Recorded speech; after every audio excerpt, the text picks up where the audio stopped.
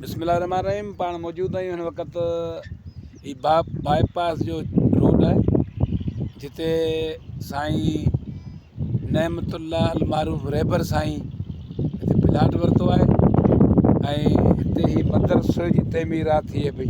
अल्हम्दुलिल्लाह ही पाण ॾिसूं बैक साइड में ही मदरसे जो मटेरियल लथो पियो आहे ऐं साईं नेमतुल्ला अल मारूफ रहबर साईं तमामु दीनी सुठो कमु करे रहियो आहे ऐं उनजो शादी लार्ज में ज़बरदस्त मदरसो मस्जिद हली रही आहे ऐं जिते केतिरा ई ॿार पढ़नि था ऐं हर इस्लामी तारीख़ 19 जी शाम और 19 तारीख़ 20 जी राति हिकु दीनी जलसो थिए थो।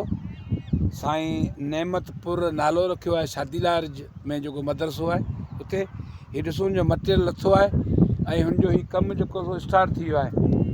या त हिकिड़ो आहे हुनखे सिरनि खे पाणी भणे पियो साईं जे तरफ़ां। अल्हम्दुलिल्लाह हीउ पाण ॾिसूं हीउ मदरसे जो कमु जेको सो ज़ोर शोर सां साईं शुरू कराए छॾियो आहे। तमामु बहितरीनु अमल आहे ऐं जिते ॿारड़ा हिते क़ुर हिफ़्ज़ बि कंदा ऐं पढ़ंदा बि सही।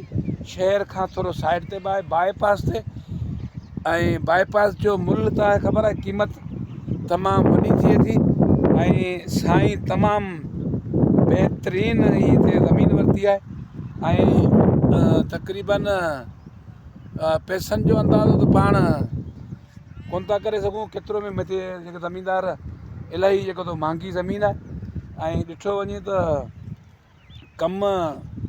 कमु बि स्टार्ट थी वियो आहे। हीअ बैक साइड में ॾिसो हीअ तमामु बहितरीनु कमु आहे मदरसे जो ऐं मदरसो स्टार्ट थी वियो आहे ऐं तमामु सुठो अमल आहे हिते जेको आहे मदरसे जो कमु ज़ोरनि सां जारी आहे।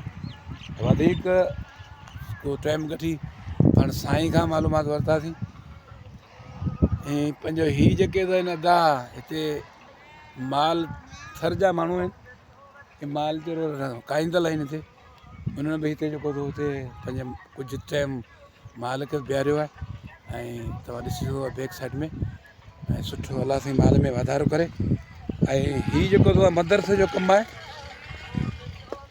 काफ़ी जेको सो आहे साईं हिते करायो आहे अञा हीअ शहर आहे बाईपास पर ॿारहाड़ी पाण चई सघूं था अञा पर हीअ बाईपास ते कमु बाईपास जो जेको हीअ ज़मीनूं बि क़ीमती आहिनि हिते जेके सो आहे लखनि न बल्कि किरोड़नि में जेको हिननि ज़मीन हिते वरिती हूंदी ऐं हीअ यकी जेको सो आहे साईं जो प्लाट आहे साईं नेमतुल्ला वरितो आहे ऐं मदरसे जो कमु तमामु जेको सो सुठो आहे ऐं सुठी शइ आहे। अलाह साईं खे वधीक अञा हिमत तौफ़ीक़ ॾे। इहो तमामु बहितरीनु ॾाढो वणियो बहितरीनु कमु माशाअल्लाह।